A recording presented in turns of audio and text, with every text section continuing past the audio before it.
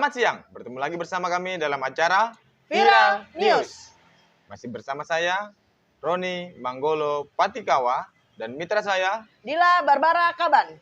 Seperti biasa, Viral News akan membacakan berita-berita terviral, Terupdate, dan terpercaya tentunya, khususnya untuk wilayah Kepulauan Riau. Dari inikepri.com. Pria ini ditangkap polisi karena simpan sabu dalam anus. Seorang pria berinisial E nekat menyembunyikan 3 kapsul kondom berisi sabu seberat 229 gram di dalam anusnya.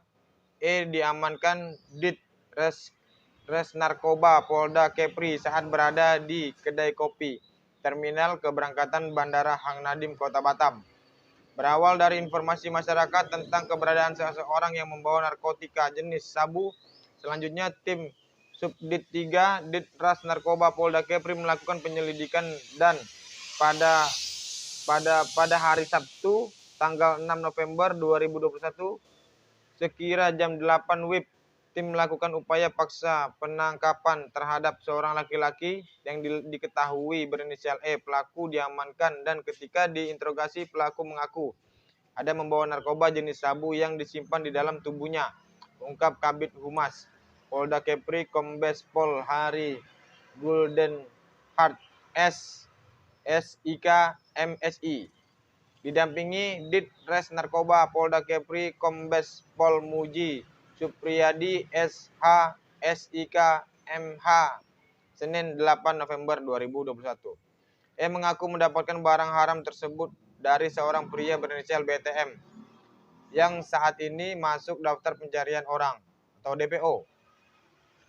Adapun barang bukti yang diamankan dari pelaku adalah 1 lembar KTP milik pelaku, uang tunai sebesar 1.100.000 yang terdiri dari lembar pecahan 50.000, uang tunai sebesar 500.000 yang terdiri dari lembar pecahan 100.000, 1 unit handphone, 1 lembar rentgen, radiologi dan berita acara rumah sakit Bayangkara Polda Kepri dan 3 bungkus plastik kondom berwarna pink yang di dalamnya berisikan serbuk kristal diduga sabu dengan berat bruto 229 gram. Pasal yang dipersangkakan terhadap pelaku adalah pasal 114 ayat 2 dan atau pasal 112 ayat 2 Undang-Undang Republik Indonesia Nomor 35 Tahun 2009 tentang narkotika dengan ancaman hukuman mati atau pidana seumur hidup atau pidana penjara paling singkat 6 tahun atau paling lama 20 tahun pungkasnya. Kenapa Bapak sembunyikannya di sini? Bapak Aku langsung... kebayang nggak pas bukanya itu? Enggak, bukan itu yang kubayangin, Bang. Jadi? Kayak mana Bapak jalan? Di dalam, Bang. Terus aku langsung ngebayangin gimana dia, karena kan otakku agak-agak traveling nih ya, memang imajinasiku tuh agak tinggi memang ya. Gimana dia meletakkannya, Masukinnya itu. dimasukinnya, Pakai kondom supaya licin. pas dia jalan tekentut lah dia. Lepas lah dia. Berarti kan tadi kan dapat informasi tuh dari masyarakat. Berarti ibaratnya kibus. Cepu. Cepu. Kalau ya? nama kerennya cepu. Cepu ya? Oh, cepu. Emang mau jadi cepu? Aku cepu. Cepok. Kayak gitu. Jadi bapak itu ketangkap apes lah aku bilang. Dan bawanya nggak banyak, ancamannya hukuman mati. Gitu. 229 gram aja loh Pak. Ini kalaupun rencana mau dijual, belum sempat laku udah ketangkap. Berarti ini apes paling apes. Mati. Makanya nggak usah lah. Tapi kok bisa dia kepikiran naruhnya di situ ya? Masih nggak habis pikir aku. Jadi kira-kira mau taruh di mana lagi deh? Iya. Berarti kalau lewat X-ray ditaruh di dalam anus ketangkap gak ya? Kelihatan gak ya? Kayaknya enggak lah, makanya dia Sensor taruhnya itu. di situ. Apa jangan-jangan Bapak ini udah pernah taruhnya di situ lolos, abis itu dia ngulang lagi. Cuman waktu yang pertama kali mungkin nggak tekentut. Ini tekentut ya kan? Aku tahu dia. Kenapa? Kenapa dia bawanya sedikit? Kenapa? Karena nggak bisa muat banyak. Kalau muatnya banyak. Kau bayangkan aja kalau dia taruh sekilo.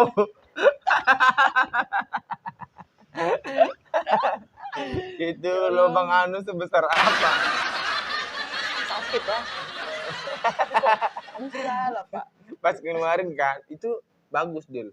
Narkoba yang dibawa melalui ditaruh di lubang anus dulu, pas dijual harganya naik.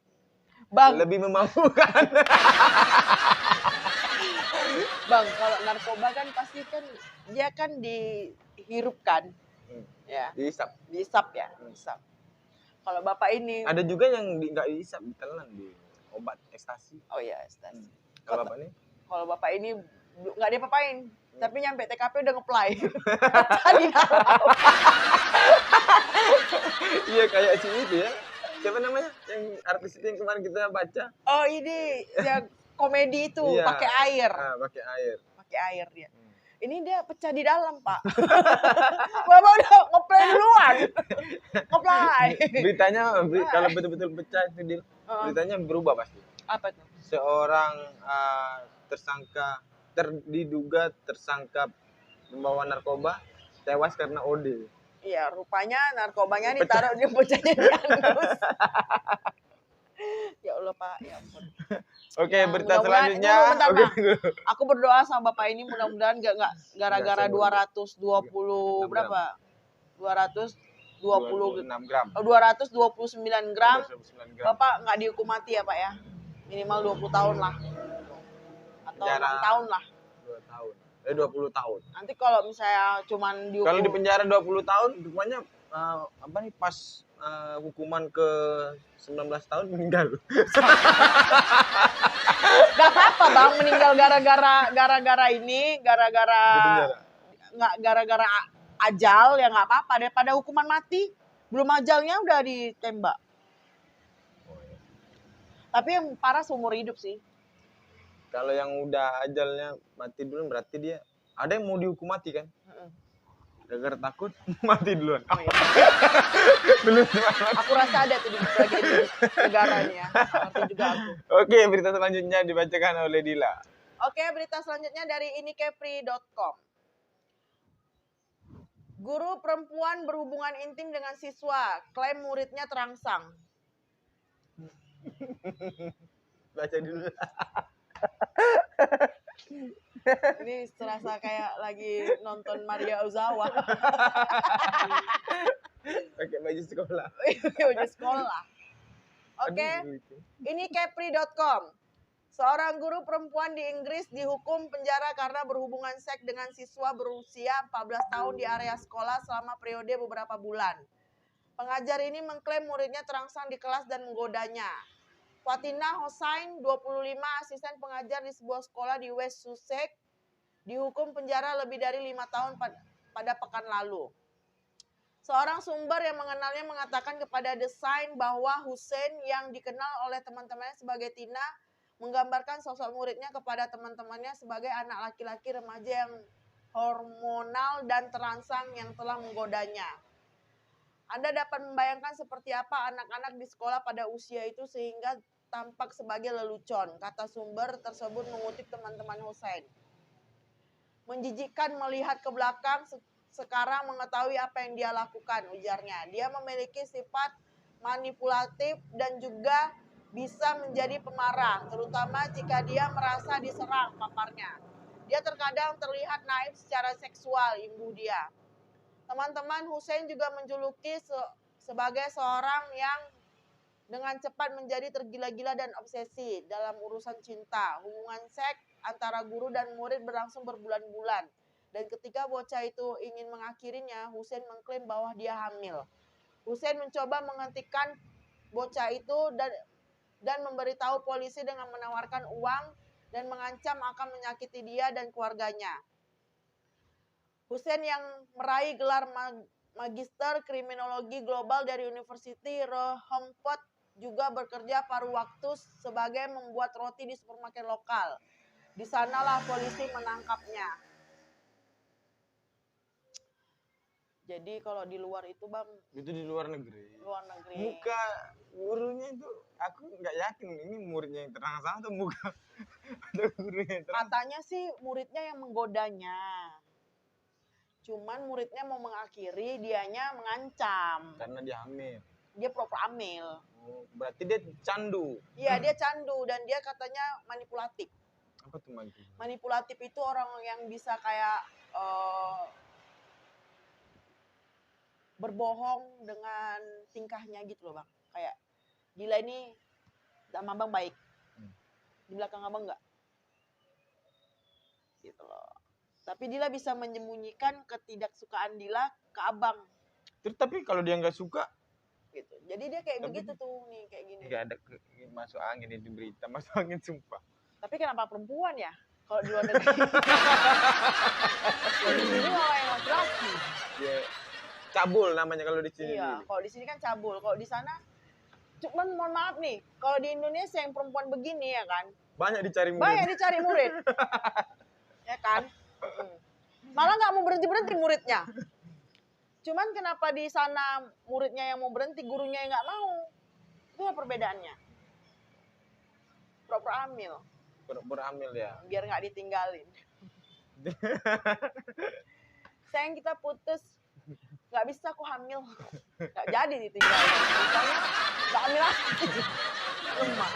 Soalnya Guru guru perempuan itu ngasih Klaim muridnya tersangka. terangsang. Iya, dia tersangkang. terangsang. Jadi dia mengklaim bahwasannya muridnya menggoda dia. Muridnya yang terangsang sama dia gitu. Terus? Mengklaim.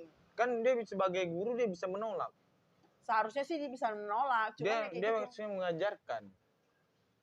Mungkin ketika berhubungan dia mengajarkan juga ya. Bisa jadi. Bisa jadi dia juga mengajarkan biologi ya. Biologi ini pelajaran biologi. Pelajaran. Jadi bagaimana sel telur berjumpa dengan apa ini namanya? Kalau di biologi. Lupa aku deh, aku udah lama kali itu. Kalau perempuan kan sel telur. Sperma. Kalau yang laki-laki itu Sperma, kan. sperma. Jadi bagaimana caranya bekerja mereka bertemu? Itu bagaimana? Seperti kau mendadar telur. Kenapa gitu? Ketika kamu mendadar telur kan kau pecahkan telur itu di Wajan. mangkok, Mangkok, dadar. Iya, mangkok. Habis itu kau tumpahkan garam. Itulah dia. Bertemunya telur dan garam. Ini kan bertemunya sel telur dan sperma itu. Itu di mana? Di Godiva atau di Sunbread? Bertemunya tergantung juga pas lagi sel telur pas lagi ada waktu kosong mungkin bisa ketemu. Kalau zaman dulu mungkin ketemunya di kafe. Kalau sekarang mungkin ketemunya di private room. Private room ya. Private room. Karena kan mereka kan harus saling menyatu, berkembang biak gitu ya. Iya. Kau paham gak soal itu dia? Paham aku walaupun aku belum nikah, tapi aku paham karena aku pandai Bang biologi itu Bang. Oh, kemana ya? Pandai. Nanti Tentang protozoa yang membelah diri.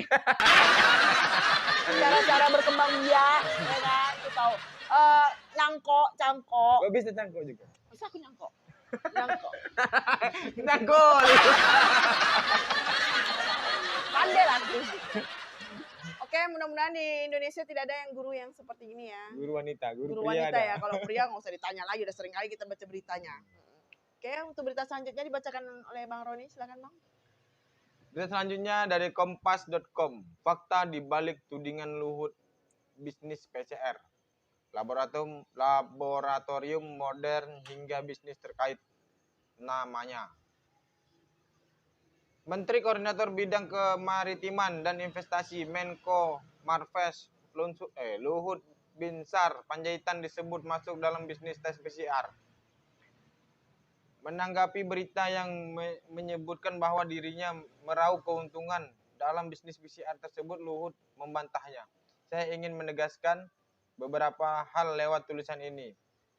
Betapa saya tidak pernah sedikit pun mengambil keuntungan pribadi dari bisnis yang dijalankan PT Genomic Solidaritas Indonesia. Hingga saat ini tidak ada pembagian keuntungan baik dalam bentuk dividen maupun dalam bentuk lain kepada pemegang sahamnya, kata Luhut melalui keterangan yang diunggah pada akun Facebook dan Instagramnya.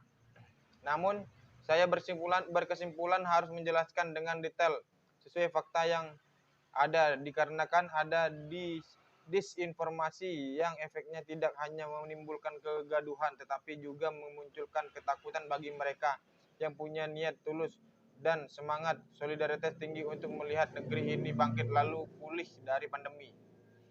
Terkait tudingan Luhut mengeruk untung dari bisnis PCR, berikut fakta-fakta mulai dari lab modern hingga daftar bisnis yang terkait. 1. Lab modern milik PT GSI.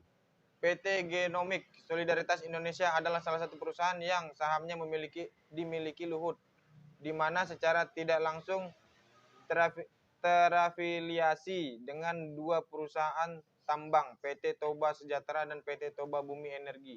PT GSI merupakan perusahaan baru yang didirikan tak lama setelah pandemi COVID-19 merebak di tahun 2020.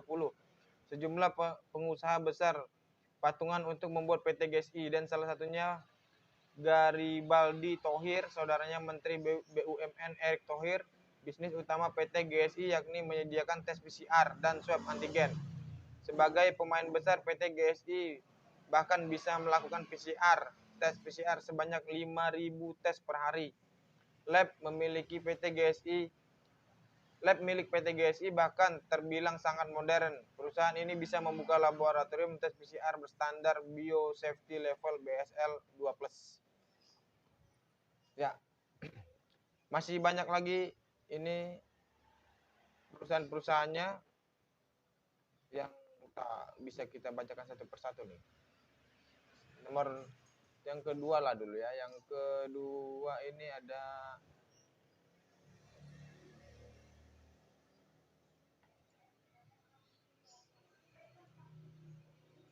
itulah, masih banyak lagi PT-PT-nya lagi. Kalau kita bacain bisa sampai 1 jam nih durasi videonya nanti.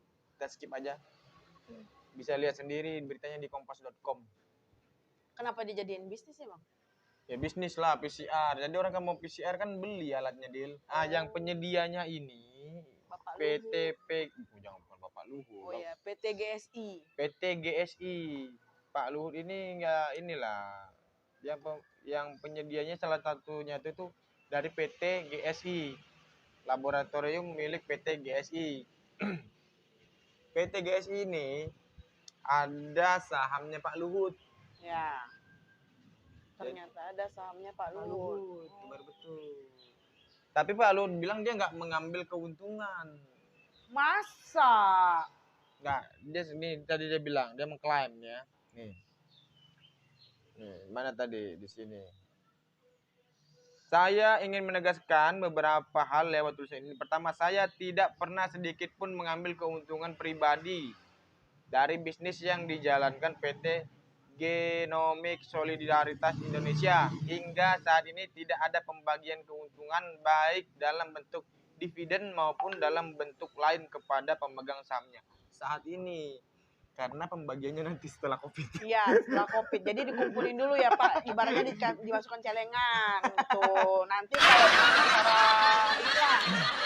udah nggak PCR lagi kan sekarang udah katanya ada antigen gitu.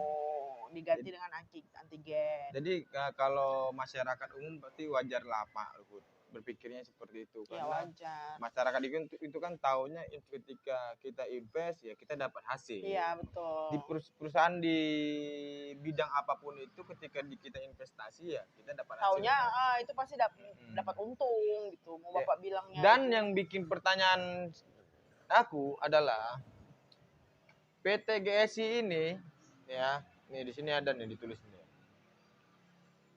PT GSI ini baru yang didirikan tak lama setelah pandemi COVID-19 merebak. Di tahun 2020. Ini berarti ada yang tahu tentang COVID ini. Ada yang tahu. Bakalan masuk ke Indonesia. Dan mungkin ada yang tahu ini sampai berapa lama ini. Mungkin. Ini kita bicara konspirasi ya, kita tidak menuduh siapapun. Betul. Ini bicaranya konspirasi ya pemikiran kita lah. Ya kan? Berarti ada yang tahu. Kenapa di saat pandemi orang lagi sibuk mikirin yang lain, ini bikin PT? Karena Dia kalau dari berpikir dari karena mereka pengusaha-pengusaha yang punya uang banyak, Iya. mereka wajar gitu, berpikirnya langsung ke situ. Karena pandemi kan, ini bakalan lockdown. Ada sisi-sisi yang bakalan ditutup, ya kan? Kemudian ada bakalan perusahaan-perusahaan tutup. Jadi dia harus bangkit bikin perusahaan baru yang bisa jalan di Pas di saat COVID. COVID. Itu sih logika aku sih gitu. Jadi hebat lah, Boleh lah. luar biasa. Masih banyak lagi nih, ada Mudah-mudahan beberapa bener lah Pak, Bapak nggak ada ngambil keuntungan saat ini. saat ini ya Pak. Tapi kalau udah pandemi udah selesai, semua udah berakhir, udah berjalan dengan normal, nggak apa-apa lah bagi-bagi lah Pak. Ini ada Dibagi-bagiin aja. ada 4 perusahaan. Ya nggak usah dibacain satu persatu lah. Tuh. Ya. Oke lah, sampai di sini dulu berita kali ini. Jangan lupa di subscribe, Like dan komen dan bagikan semua ke sosial media yang kalian punya. ya. Mohon maaf jika ada salah-salah kata, bercandaan, karena kami hanya menghibur. Kami juga manusia biasa. Menghibur. Jadi kalau beritanya itu fix, ada beritanya, faktanya ada, tapi kalau bercandanya itu tidak. Tidak, Itu itu hanya bercandaan hanya aja. bercandaan Mohon maaf belaka. lahir dan batin. Minal aidin wal faizin. Mohon maaf lahir dan batin. Kayak rumah lebaran kon. Iya, nanti minggu depan juga minta maaf lagi. Assalamualaikum warahmatullahi wabarakatuh. Aku tak ingin lagi keluar, pindah tempat duduk.